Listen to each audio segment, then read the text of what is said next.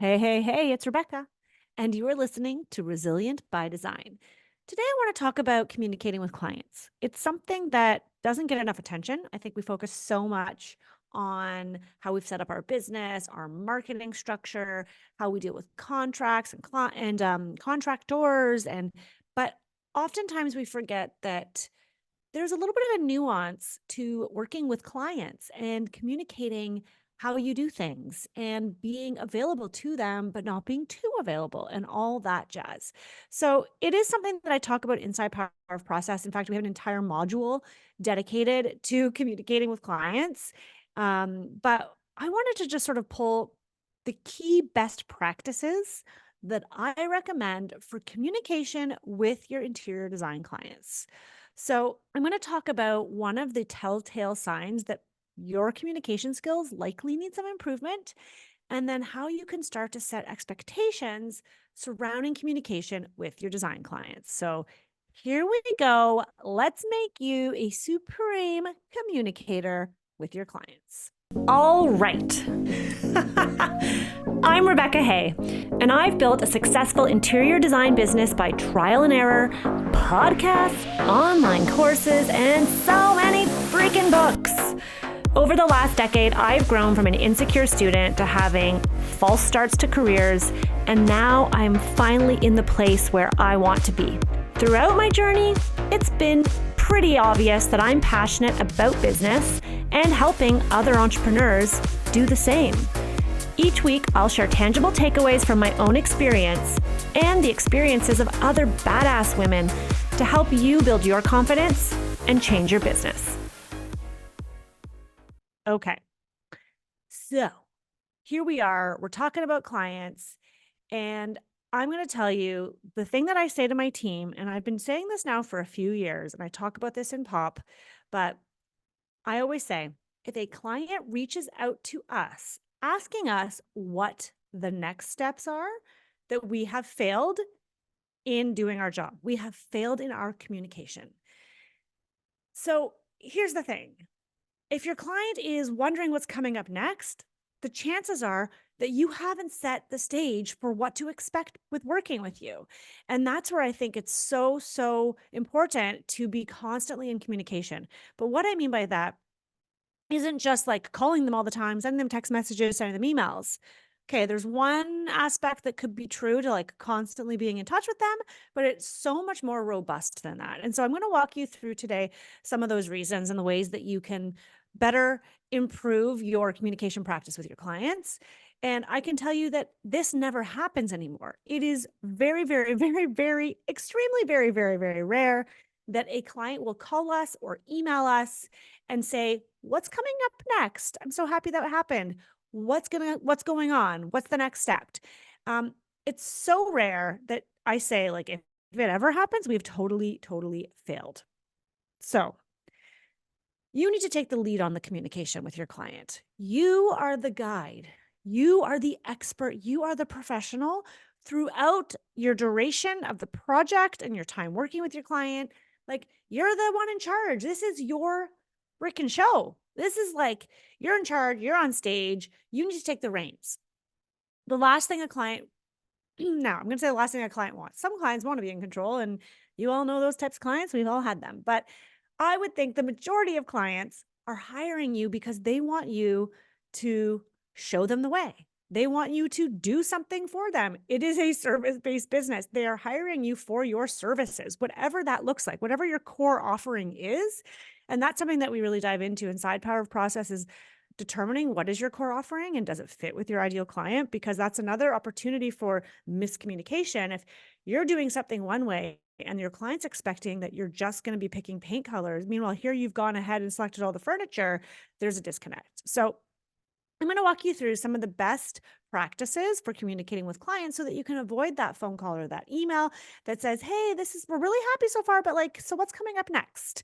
Because I can tell you that clients, when they ask that question, don't always feel fully taken care of. And it's not that they don't trust you, they might still trust you, but the more that happens, it can start to erode their trust in you. And so the more they feel like you're winging it because you're not educating them on we've done this, we've done A, B, and C, and next up is D, E, and F, then that can affect your working relationship. It starts early and often. I always say you need to establish your communication methods early in the process before you've even started working with them. You need to talk about what does it look like and how are you going to work and communicate with them once they hire you. And then once they've actually hired you, I recommend that you put together a welcome package. And inside that welcome package, you would include a page or half a page or whatever you want that is about how you communicate.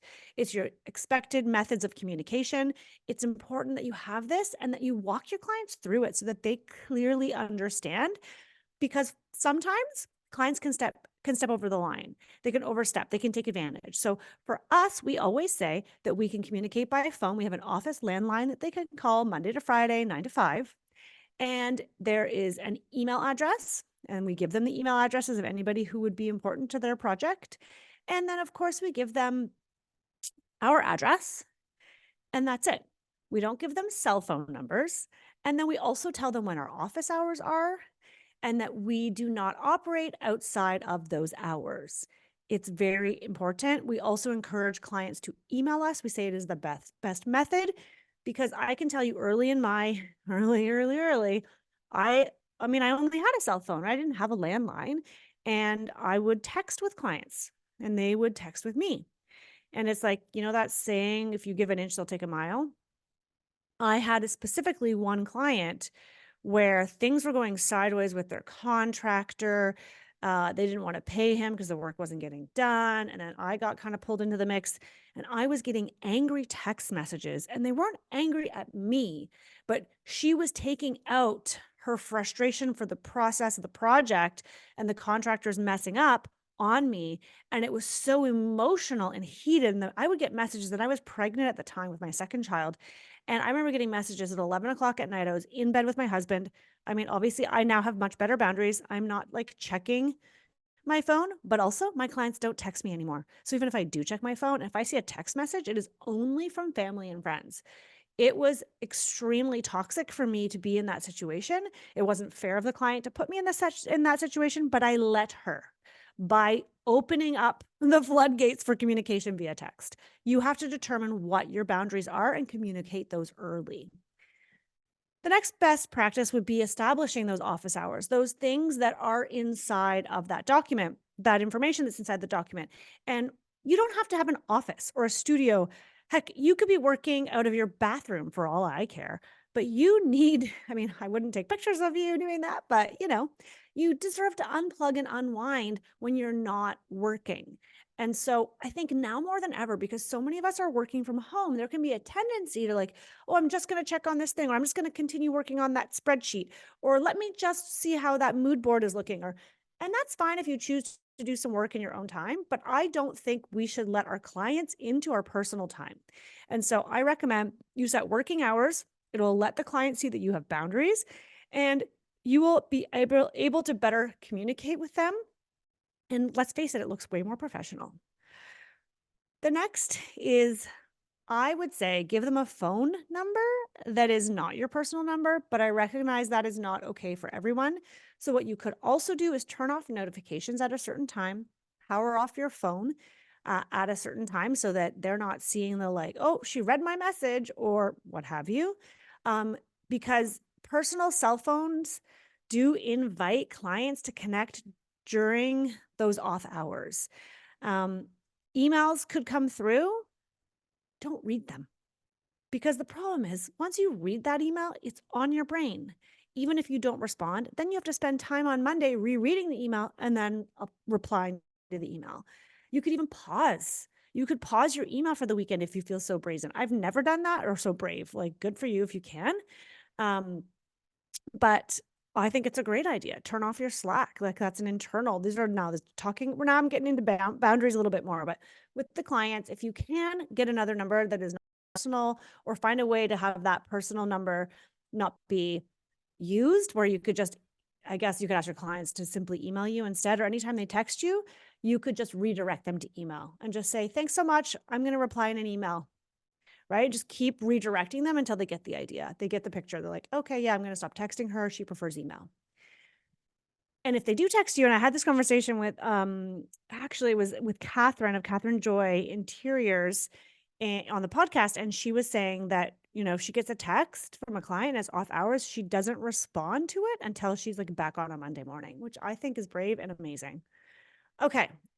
Maybe you have employees or you have independent contractors or freelancers that are going to be in touch with the clients during any part of the process, during any part or period of their project. I highly recommend you introduce these people either in person or virtually or in an email at the beginning of the project. So often when I was, a few years into my business and I knew I was going to be bringing on designers to help, but I wouldn't bring them in right away because I wanted to wait and see if the project really turned into a job. So I'd go to the consultation and I wouldn't bring a designer with me, or I'd bring just anyone who could help. And I wasn't clear to the client that they were going to have a project lead that wasn't me. So that then once they paid me and we were like, okay, we're setting up trade day, it almost was like a bit of a bait and switch where they thought they were getting me. And here I'm like, and here's Galeb. He's going to be your senior designer. He's going to be your main point of contact. And they were kind of like, what? I thought you were. So just make sure that if you do have a team member on your team who's going to help, whether it be somebody who's simply going to be emailing the client, giving them updates, it could be someone, an administrator, make sure you introduce the client and say, hey, this is Alberto. He's in charge of our administration. You can expect to hear from him for invoicing, for order placement, etc. This is Ashley. She's our senior designer. You can expect to hear from her, blah, blah, blah. You just need to determine what that is for you, but please include that connection with your clients early. This one goes without saying as a best practice for communication, but I'm going to say it anyway.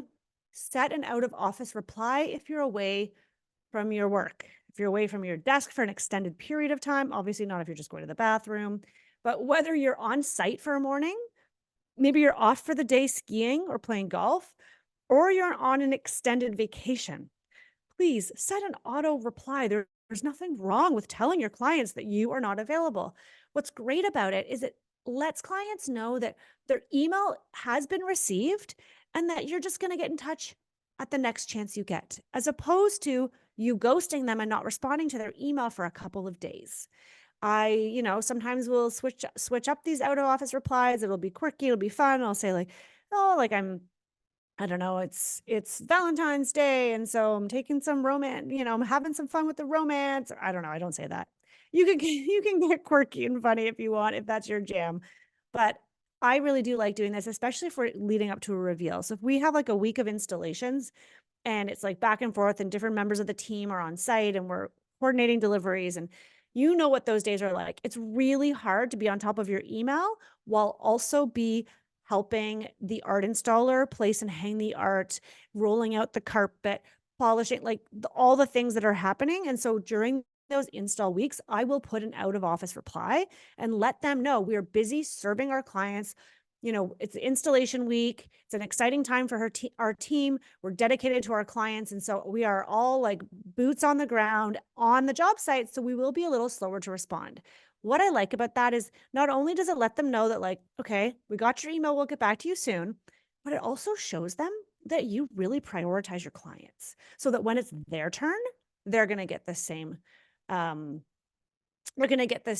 attention from you. Let's talk about what I mentioned early on in this episode. Guys, this is like a teaching episode. I feel like this is a lot of like, do this, do this, do this. You guys might already do some of these things, and I might be stating the obvious, but for someone who's new and hasn't even started their design firm, this is probably really useful advice. So like hang in there. I'm going to have a few more juicy nuggets as we go through. The next one is to email your client on a regular schedule. This is something I talk about a lot inside Pop. It's important to develop a consistent schedule for email communication. This way your client can learn to count on you. And they don't have to worry about asking because they know they're always going to get that email from you. We used to do our weekly updates, or we call them progress. What do we call them? I think we call them progress. No, progress. I don't know. I obviously am not the one writing them anymore. I don't remember. It's something to do with progress update, something like the project progress. That's what it is. We used to do it on Fridays, but then we found clients were emailing us over the weekend and that stressed me out. So now we do them on Thursdays. That way we've got Friday. If the client wants to like get in touch with us to talk about anything that comes in that email, we do it. But they always know. And I can tell you that clients start to look forward to these emails.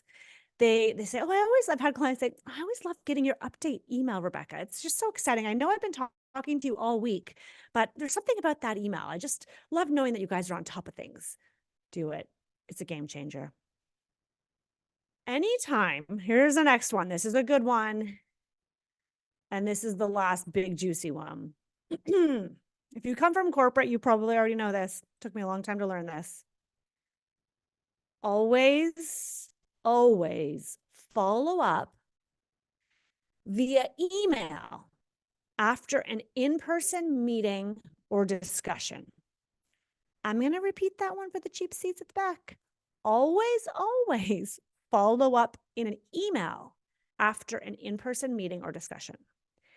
You want to make sure that what was discussed verbally is captured and documented to ensure that everyone is on the same page, to ensure that you have a written record of key decisions, and to make sure that you didn't misunderstand or mishear something. And you send it to all parties who are present so everybody can confirm, yes, that is what we agreed on. The plumbing is happening next Tuesday. Yes, you're correct. We like to call these sort of our site note summary. So after we're on site, the designer who's with me will go back and type up our site notes. And it's just a summary of everything that was discussed and talked about. And then we send it to all parties. That way, there can be no confusion and none of this. Oh, he told me on site. Oh my God, does nobody remember that? You know what I'm talking about. Okay. I mean, as your business starts to grow, especially as you start to grow your team, you want to make sure that you have a clear communication policy so that everybody's everyone's on board. All of your clients know and expect to hear from you at a certain time. They know how to communicate with you, and you can help to eliminate miscommunication.